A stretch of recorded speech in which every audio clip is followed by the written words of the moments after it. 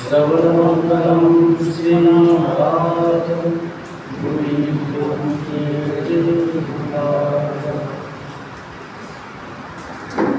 श्री श्री रामकृष्ण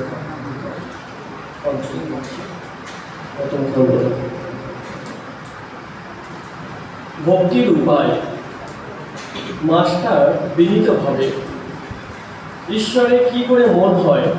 শ্রী রামকৃষ্ণ, ঈশ্বরের নাম গুণগান সর্বদা করতে হয়, আর সৎসঙ্গ, ঈশ্বরের ভক্ত বা সাধু এদের কাছে মাঝে মাঝে যেতে হয়। সংসারের ভিতর ও বিষয় কর্মের ভিতর রাত দিন থাকলে ঈশ্বরে মন হয় না। মাঝে মাঝে নির্জনে গিয়ে তার চিন্তা করা বড় দরকার।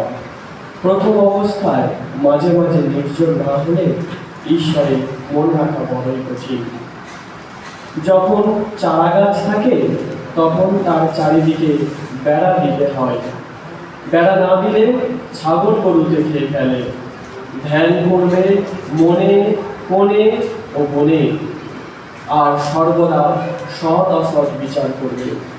ঈশ্বরই সৎ কিনা নিত্য বস্তু, আর সব অসৎ কিনা অনিত্য। এই বিচার করতে করতে অনিত্য বস্তু মন থেকে ত্যাগ করবে। মাস্টার বিনীতভাবে, সংসারে কিরকম করে থাকতে হবে? শ্রী রামকৃষ্ণ, সব কাজ করবে কিন্তু মন ঈশ্বরেতে রাখবে।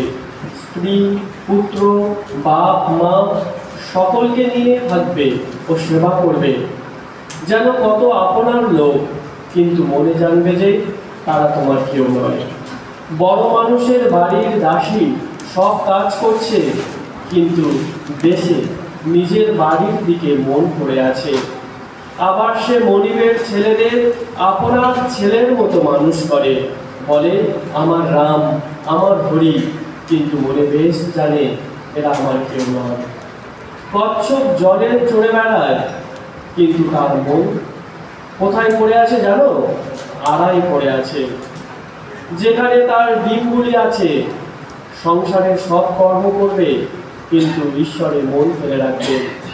ঈশ্বরে ভক্তি লাভ না করে যদি সংসার করতে যাও তাহলে আরো জড়িয়ে পড়বে। বিপদ শোক তাপ এসবে অধৈর্য হয়ে যাবে, আর যত বিষয় চিন্তা করবে ততই আসক্তি বাড়বে। তেল হাতে মেখে তবে কাঁঠাল ভাঙতে হয়, তা না হলে হাতে আঠা জড়িয়ে যায়।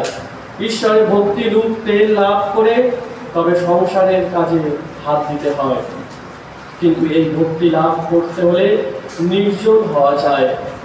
মাখন তুলতে গেলে নির্জনে দই পাকতে হয়। দইকে নাড়ানাড়ি করলে দই বসে না। তারপর নির্জনে বসে সব কাজ ফেলে দই মন্থন করতে হয়, তবে মাখন করা যায়। আবার দেখো, এই মনে নির্জনে ঈশ্বর চিন্তা করলে জ্ঞান বৈরাগ্য ভক্তি লাভ হয়, কিন্তু সংসারে ফেলে রাখলে এই মন নীচ হয়ে যায়। সংসারে কেবল কামিনী কাঞ্চন চিন্তা।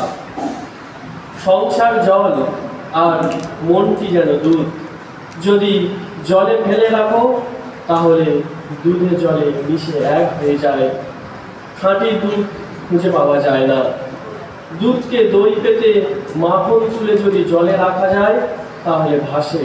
তাই নির্জনে সাধনা দ্বারা আগে জ্ঞান ভক্তি রূপ মাখন লাভ করতে হবে। সেই মাখন সংসার জলে ফেলে রাখলেও মিশে যাবে না, ভেসে থাকবে। সঙ্গে সঙ্গে বিচার করা খুব দরকার। কামিনী কাঞ্চন অনিত্য, ঈশ্বরই একমাত্র বস্তু। টাকায় কি হয়? ভাত হয়, ডাল হয়, কাপড় হয়, থাকবার জায়গা হয়, এই পর্যন্ত। ভগবান লাভ হয় না। তাই টাকা জীবনের উদ্দেশ্য হতে পারে না। এর নাম বিচার। বুঝেছ মাস্টার? আজকে হ্যাঁ, প্রবোধচন্দ্রোদয় নাটক আমি সম্প্রতি করেছি, তাতে আছে বস্তু বিচার। শ্রী রামকৃষ্ণ, হ্যাঁ বস্তু বিচার। এই দেখো, টাকাতেই বা কি আছে? আর সুন্দর দেহই বা কি আছে? বিচার করো, সুন্দরীর দেহেতেও কেবল হাড়, মাংস, চর্বি, মল, মূত্র এইসব আছে। এইসব বস্তুতে মানুষ ঈশ্বরকে ছেড়ে কেন মন দেয়, কেন ঈশ্বরকে ভুলে যায়? মাস্টার, ঈশ্বরকে কি দর্শন করা যায়? শ্রীরামকৃষ্ণ: হ্যাঁ, অবশ্য করা যায়।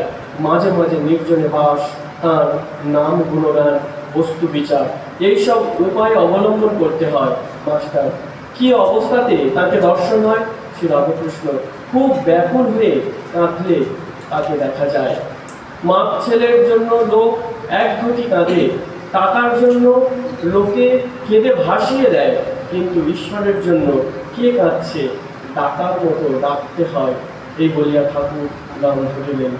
ডাক দেখি মন ডাকার মতো, কেমন শ্যামা থাকতে পারে, কেমন শ্যামা থাকতে পারে, কেমন কালী থাকতে পারে। মন যদি একান্ত হও, জবা বিল্ব দণ্ড, ভক্তি চন্দন মিশায়ে মার পদে পুষ্পাঞ্জলি দাও। ব্যাকুলতা হলেই অরুণোদয় ফল, অরুণোদয় হলো, তারপর সূর্য দেখা দেবেন। ব্যাকুলতার পরেই ঈশ্বর দর্শন। তিন কান একত্র হলে তবে তিনি দেখা দেন। বিষয়ের উপর, মায়ের সন্তানের উপর, আর সতী পতির উপর টান।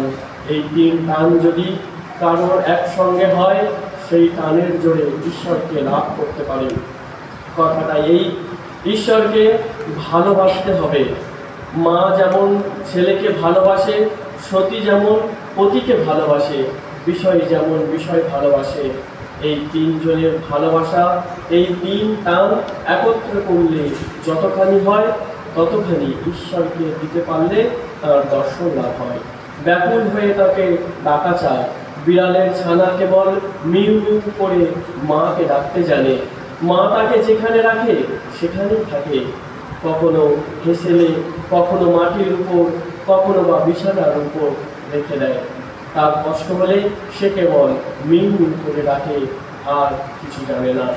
মা যেখানেই থাকুক, এই মিউ মিউ শব্দ শুনে এসে পড়ে। ওম নিরঞ্জন বিদ্যমনন্তরূপম ভক্তানন্দম ভাতুবিক্রমম ঈশাবতারম পরমেশ্বরম তম রামকৃষ্ণং শিষ্যসারম। আন্তরিক শ্রদ্ধা।